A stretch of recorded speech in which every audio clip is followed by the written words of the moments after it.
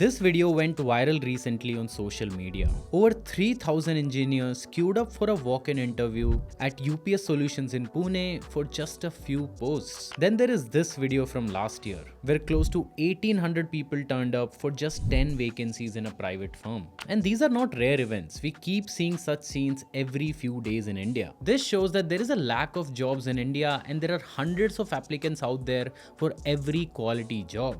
But that's just one side of the story. Take a look at this article. L&T needed 45,000 engineers and techies, but they could not find skilled people for these posts. Then there is TCS, which had 80,000 vacancies, but it wasn't able to fill them due to a skill gap. And this shows that there are quality jobs out there, but not the right people to take them. So on the one hand, we have a large number of people not getting jobs. On the other, many companies not finding the right people. Clearly, there's a big mismatch here, and this situation is creating unrest among India's youth. And according to many experts, this is the biggest challenge the country is facing today. Now, if you ask people who is responsible for this, the most common answer you'd get is our education system.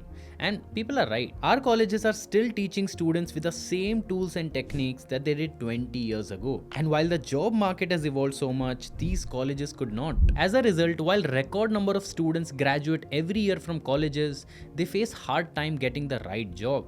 But thankfully, this is changing now. There's a wave of new schools and colleges which are thinking out of the box and reducing the gap between a degree and a job. Colleges like STOA, Masters Union and Newton School are trying to reimagine higher education and bring in cutting edge and practical methods to teach students. So in this video, let's first understand why India's education system is lagging behind, and then how are these new age colleges trying to change it.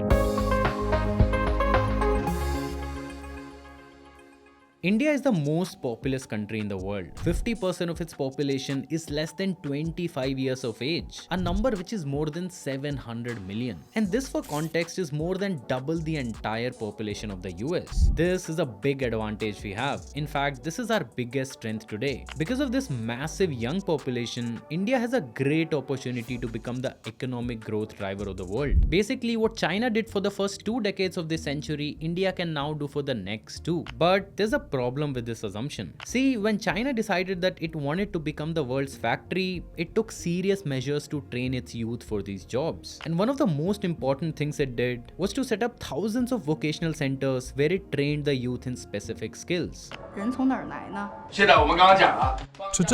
70% of new frontline workers contributing to China's modern manufacturing, new services and other emerging industries come from vocational schools like this one.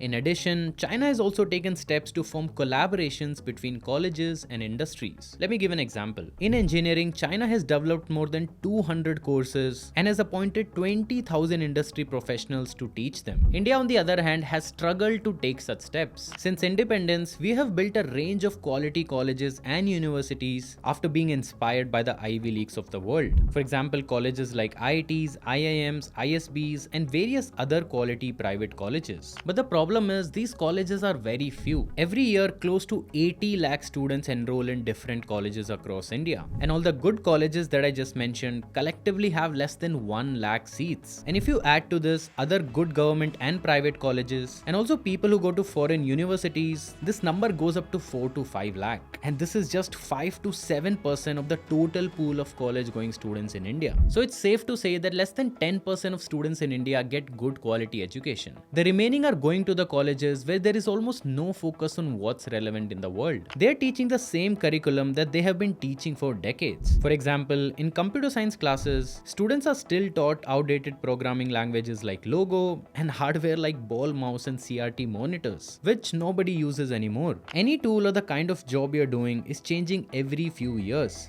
especially today in the age of AI. And because our colleges have not adapted to this has caused a massive skill gap in India. According to a World Bank report, 85.1% of students in India fall below basic skill level. And you would have heard similar things like 80% of engineers in India are unemployable. As a result of this, companies like Infosys and TCS first need to train entry-level software engineers before giving them work. And this, by the way, is one of the reasons why entry-level CTC in these companies is so low. Why would would companies pay you high salaries if they have to first train you to do your job? As a result of all this, students are doing 2 or even 3 degrees just in the hope of finding a job. So this is the situation, and frankly it's very scary. But now there is a ray of hope. In recent times, many new age colleges have come up that are trying to redefine higher education in India and close the gap between what industries want and what colleges give. And before I talk about the solutions, let me list 4 major problems that these colleges have identified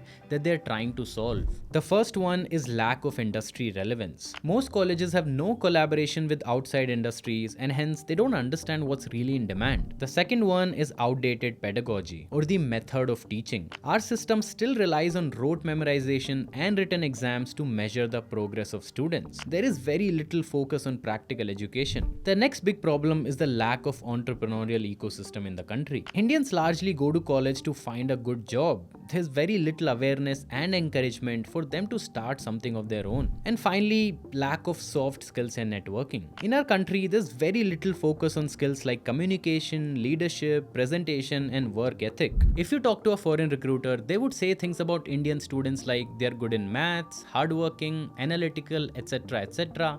But even then, very few Indians go on to take leadership positions in these companies.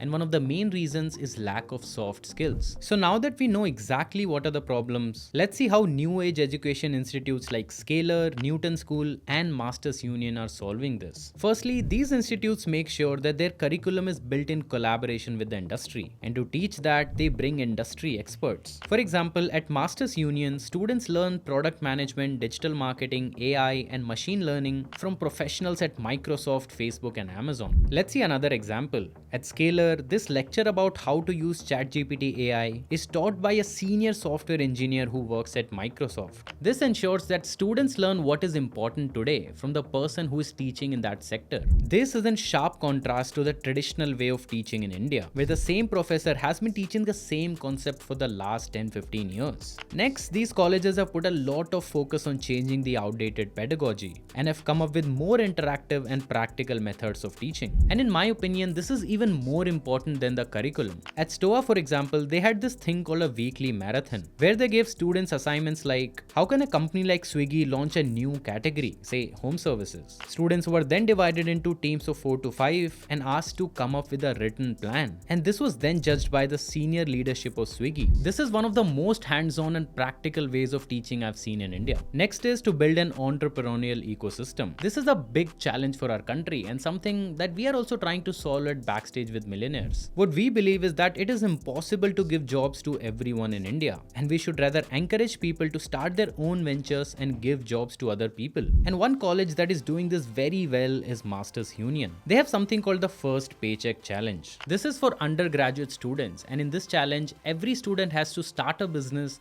and earn their first check. Let me give an example. So for the ongoing batch, Masters Union has something called Drop Shipping Challenge, where everyone in their first semester has to start a drop shipping business. For people who don't know what drop shipping is, it's basically e-commerce business without owning any inventory. So let's say you identify a product that you think has a massive demand in the market and there can be a business built around it. So you start with finding a manufacturer.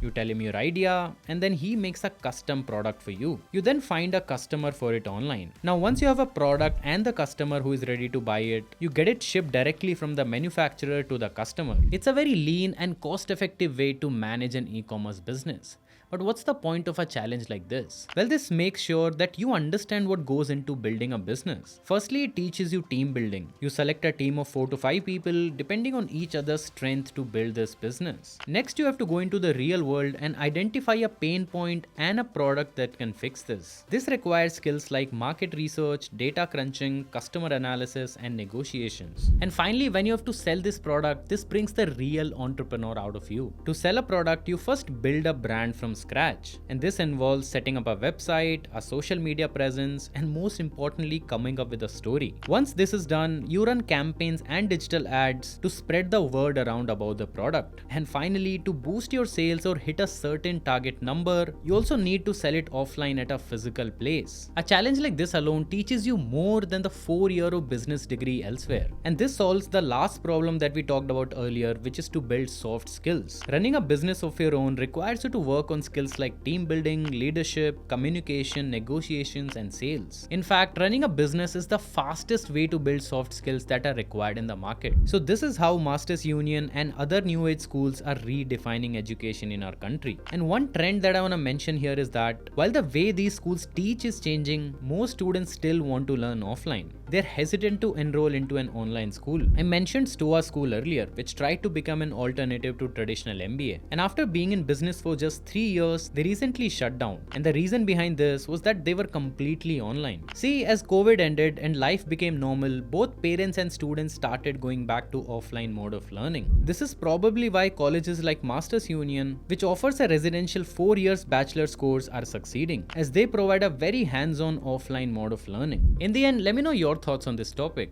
Do you think these colleges are doing enough, or is there still some gap left in the market? Share your thoughts in the comments. Thanks for watching, and I'll see you in the next one.